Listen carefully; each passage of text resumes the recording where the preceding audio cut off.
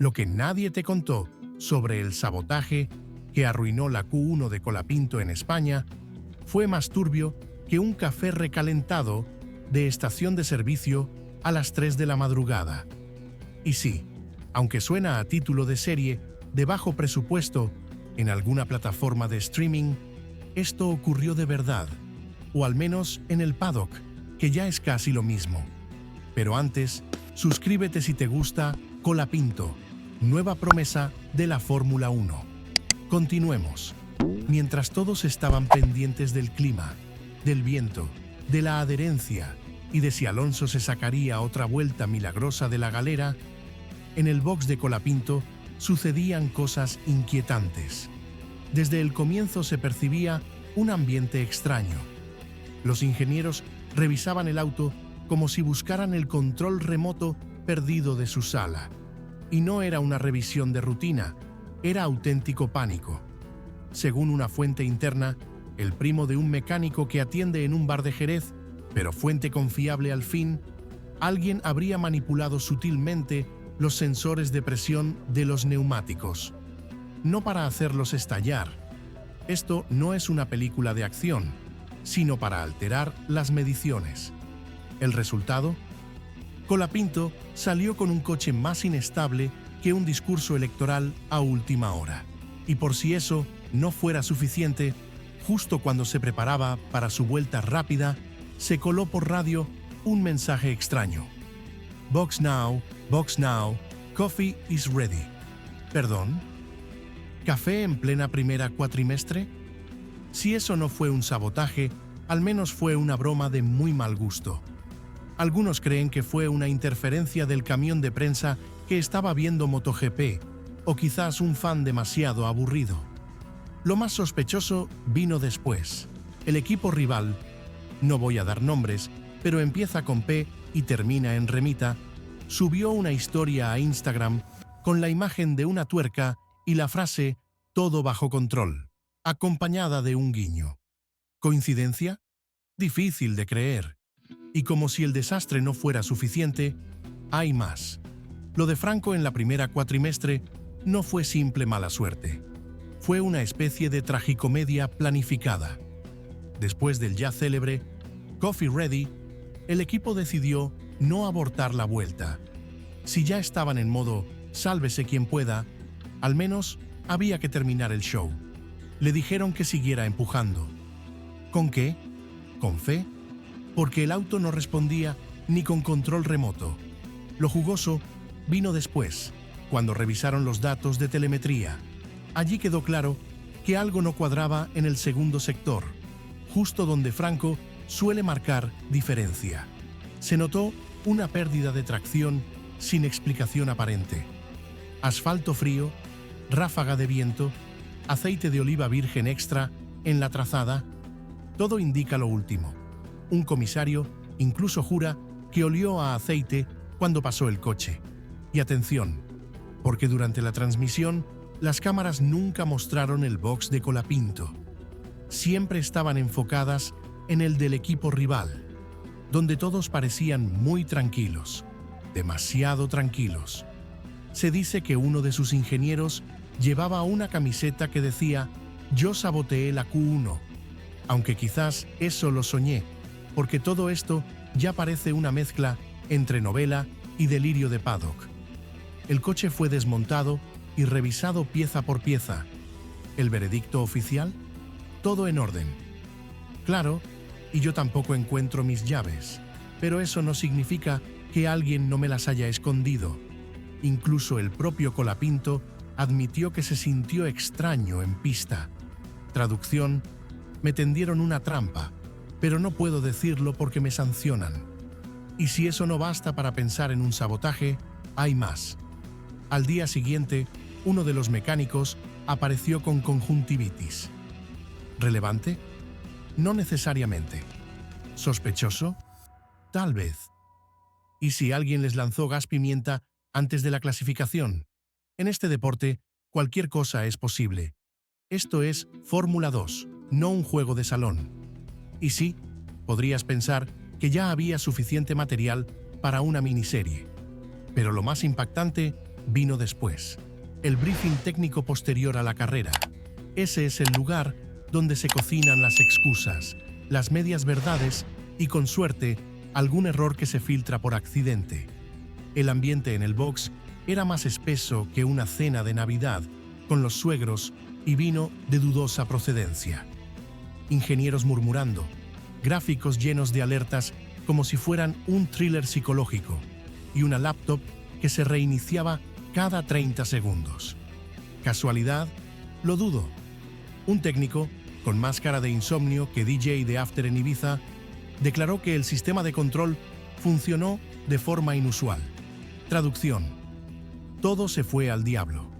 Y entonces surgió la teoría más descabellada, pero también la más creíble. El sabotaje vino desde adentro. ¿Cómo? ¿Un infiltrado? ¿Un becario demasiado entusiasta? Circulan rumores de que alguien dentro del propio equipo de Franco filtró información sensible. ¿El motivo?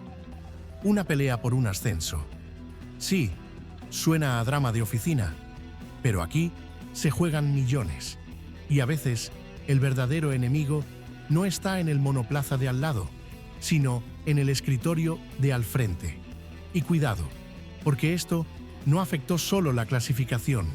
Si Colapinto largaba desde más atrás en la parrilla, sus opciones para la carrera principal del domingo se reducían automáticamente. Un efecto dominó perfectamente planeado. Si esto fuera una serie, el capítulo se llamaría El peón que traicionó al rey. Aunque este peón parece tener doctorado en sabotaje y en mala fe.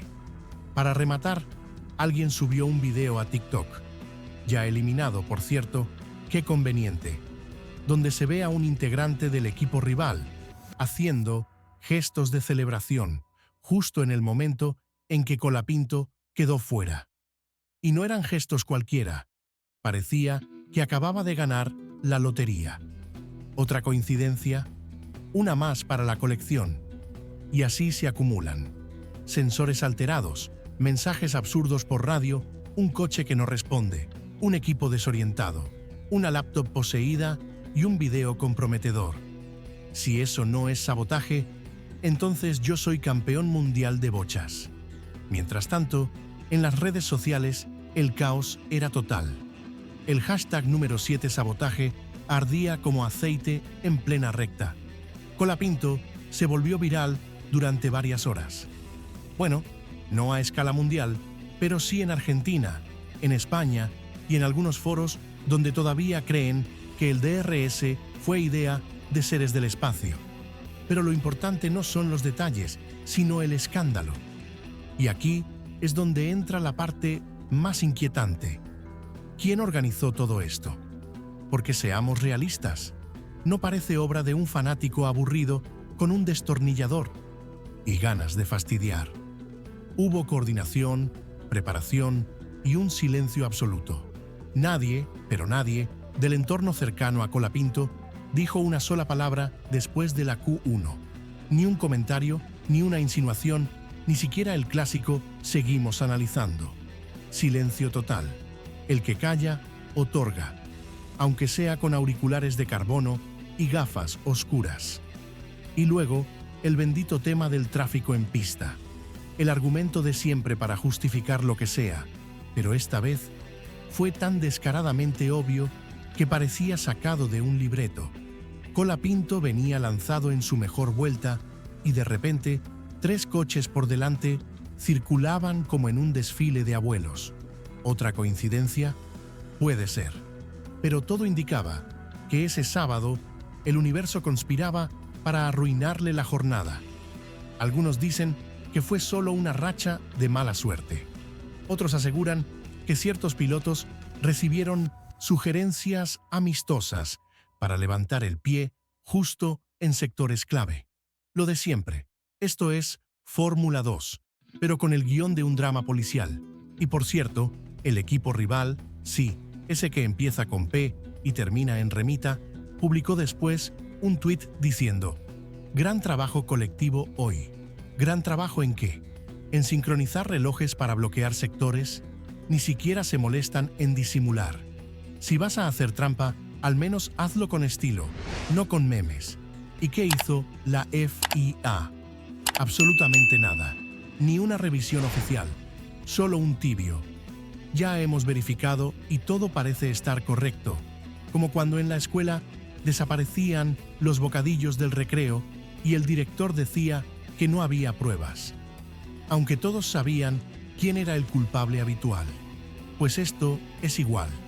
Todo huele raro, pero como no hay evidencia directa, nadie mueve un dedo.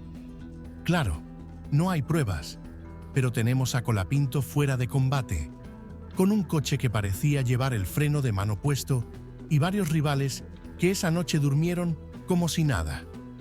Y lo más delirante es que, según fuentes cercanas, el mismo primo del mecánico de antes, esta vez con unas copas de más, no sería la primera vez. En otra carrera, Franco ya había notado algo extraño en la configuración del alerón trasero. En aquel momento, creyó que era un simple error del equipo, pero visto en retrospectiva, parece que esto es parte de una campaña silenciosa para frenarlo, una especie de operación. Colapinto no debe llegar a la F1 ni en globo. Y no quiero caer en teorías raras. Bueno, sí quiero, porque son divertidas. ¿Y si esto viene de más arriba?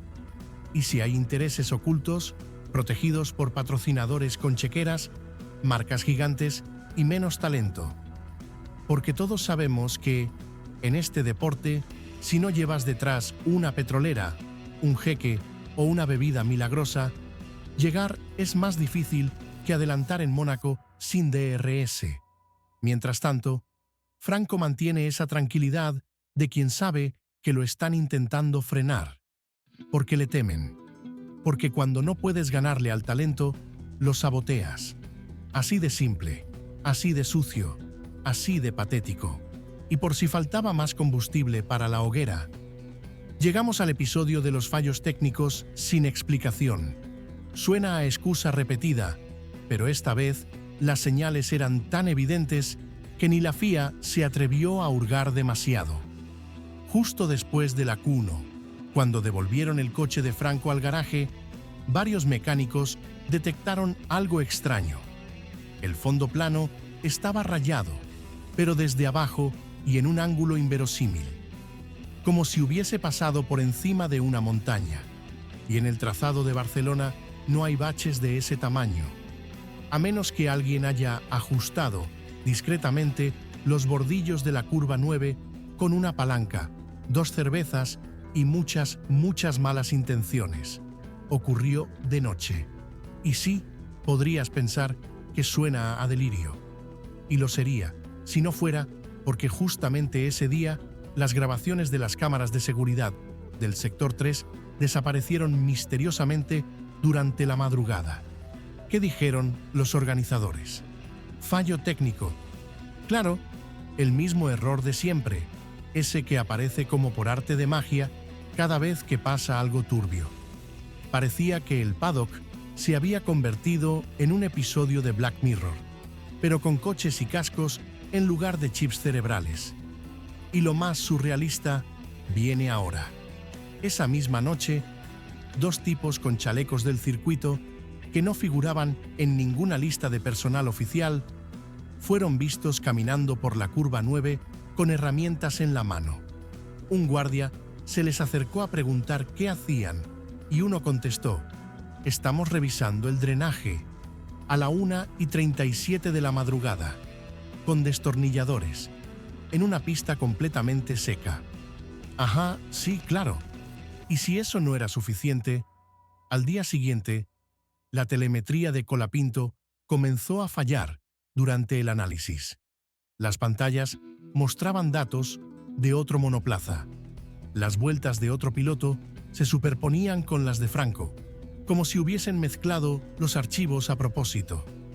Cuando el ingeniero principal revisó la base de datos, encontró que la carpeta original había sido sustituida por un documento titulado Final, Bajo Definitivo, Imposmet 3.xx. Ese nombre que suena más a trabajo universitario perdido que a estrategia de carrera. Solo que aquí no se perdió una tesis, se perdió una clasificación completa. Y ahora, la gran pregunta: ¿quién salió beneficiado con todo esto? Muy fácil: el piloto que estaba justo detrás de Franco en la tabla general, ese mismo que llevaba 5 fechas sin destacar ni en las repeticiones, pero que, coincidencia divina, justo ese día logró su mejor tiempo del año, sin tráfico, con una estrategia perfecta y una pista limpia como recién encerada. ¿Conveniente? Más que sospechoso. Hasta el comentarista de televisión, ese que suele ser más neutral que un suizo en vacaciones, soltó en directo: parece que todo se vino abajo para Franco. Una frase cargada, demasiado cargada, tanto que no pasó desapercibida, ni para los aficionados, ni para los pilotos, ni para los que, como nosotros, metemos la nariz donde a muchos no les gusta. Porque esto, lo mires por donde lo mires, no fue un simple incidente. Conectás los puntos: la radio enloquecida, el tráfico artificial, el sabotaje quirúrgico al auto, los videos desaparecidos, el fondo plano con marcas imposibles, la inspección nocturna que nadie autorizó y los archivos renombrados como si esto fuera una mala broma. Y la conclusión es tan clara como inquietante: alguien no quería que Colapinto brillara. Y duele, porque si algo duele de verdad, es fallar en casa, fallar en España, con su gente en las gradas, su familia en el paddock y hasta ese vendedor de empanadas argentinas que cruzó más de 1000 kilómetros solo para verlo clasificar. Eso no es solo un revés deportivo. Eso es un puñal emocional. Porque Franco no es simplemente un piloto, es un símbolo. Un tipo que se está abriendo camino con talento puro, sin padrinos, sin chequeras mágicas, sin escudos financieros. Y eso molesta. Molesta a quienes construyen carreras con billetes en lugar de coraje. A los que prefieren que el talento molesto desaparezca antes de que les arruine los planes. Y para rematar este festival de sinsentidos, llegamos al impacto más brutal: el emocional. Lo técnico se arregla, lo mecánico se reemplaza. Pero lo que le hicieron a Franco no fue al coche, fue al alma. Ese momento en que te sacas el casco y sabes, con total certeza, que hiciste todo bien. Pero algo, o alguien, o varios, jugaron sucio. En el Hospitality, después de la clasificación, no hubo gritos, ni excusas, solo un silencio fúnebre. Miradas que hablaban más que cualquier comunicado. Franco serio, mirando datos que no cuadraban. Un ingeniero frustrado, sin una explicación racional. Y el resto del paddock actuando como si nada hubiera pasado. El famoso «esto es automovilismo». Como si esa frase justificara todo. Hasta cambiarle las bujías al rival mientras sonreís para la foto.